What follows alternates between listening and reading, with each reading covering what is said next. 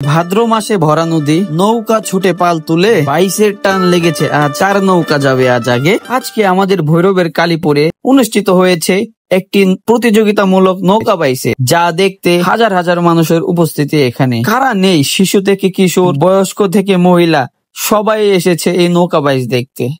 আমরা মোটামুটি শেষের দিকে আসার কারণে এখন অনুষ্ঠিত হবে ফাইনাল ম্যাচ। আর ফাইনাল ম্যাচ দেখার জন্য অনেকে তো গাছে উঠে গেছে।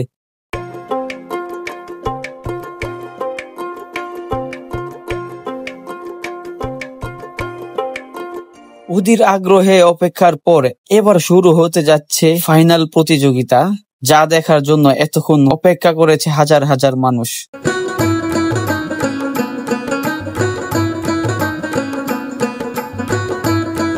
লড়াই চলছিল, হাড্ডাহাড্ডির লড়াই, কিন্তু এই আকাশি কালারটা একটু আলাদাভাবে চলে যায় সবার আগে।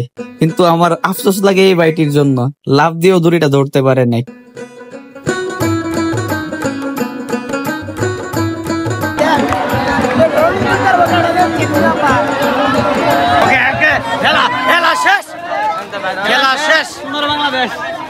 খেলা শেষে যখন বিজয়ীর নাম প্রকাশ করছিল, তখন আমি খেয়াল করলাম প্রতিযোগিতায় অংশ নেওয়া প্রায় প্রত্যেকটা দলেরই কেউ না কেউ অসুস্থ হয়ে পড়ে। বিশেষ করে এই নৌকাটার দিকে দেখেন, একজন প্রায় অজ্ঞানের মতোই অবস্থা।